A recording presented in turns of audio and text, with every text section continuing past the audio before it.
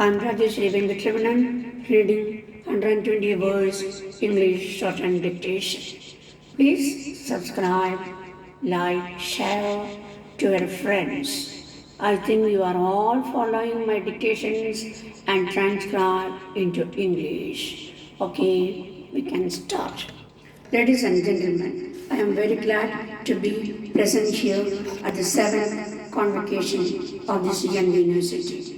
I extend my hearty congratulations and good wishes to those who have carried away the prizes. My sincere wish is that my God bless them with a bright future.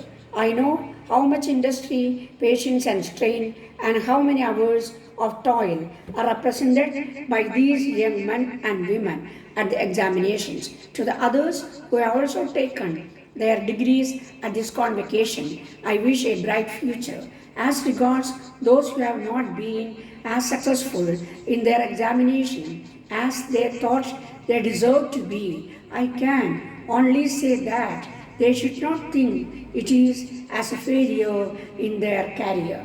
I call you a fellow students because I hope I have not stopped learning. I would like to pay my tribute to the teachers and professors here and at the other universities who keep the silver lamp of knowledge bright from generation to generation. They spend their lives on significant work quite unnoticed.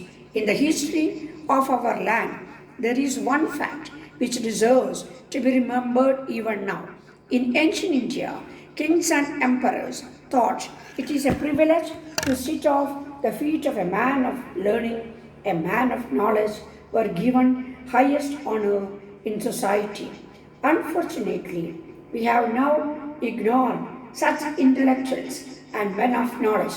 Today, an intellectual means a man who is intelligent enough to know on which side his bread uttered.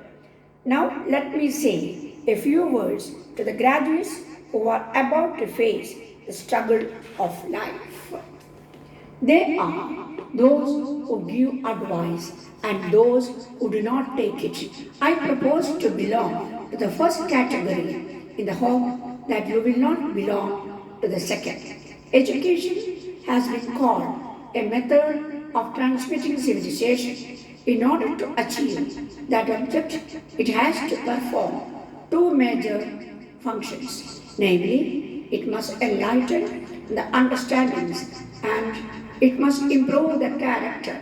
The two marks of a truly educated man are the capacity to think clearly and an anxiety to understand the things properly.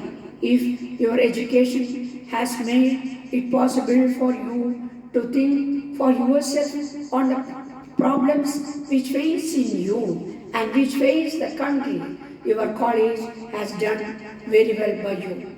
If this habit of thinking for yourself has not yet been developed in you, you would be well advised to acquire it after you leave the college.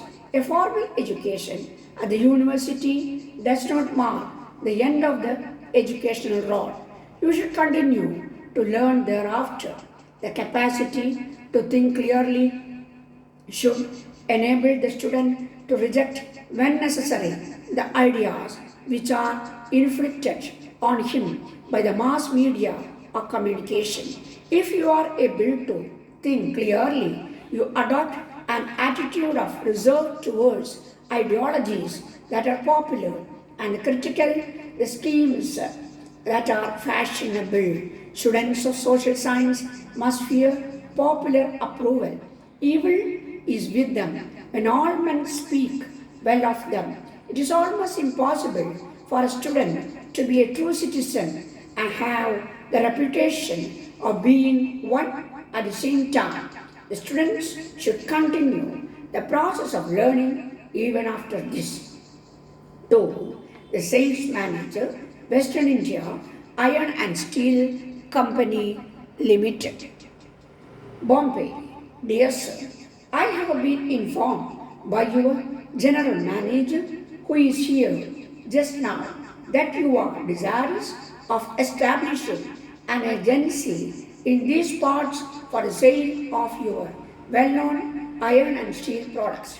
As I am at present in search of such an appointment, I take the liberty of offering my services. I beg to state that for many years I have been established here and have a thorough technical and commercial knowledge of the iron steel trade, particularly of the class of goods in which you deal. I have also the advantage of having close relations with most of the big firms in the locality who would be likely to place large orders with you.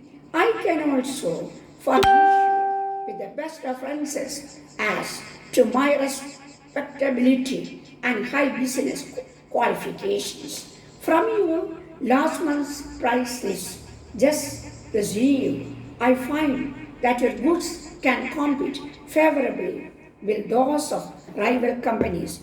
It is also possible that I may be able to open up for you a large and paying trade in the neighboring parts of these districts where there is at present a very good opening on account of many building operations in progress in many places. As regards terms and conditions, I trust you will allow me a liberal discount on sales besides expenses incurred. Information regarding food availability, new food sources, food processing is certainly quite welcome and is a must. But we must not forget the social consequences of consuming these new foods or producing new types of foods. It involves a change of habits, traditions,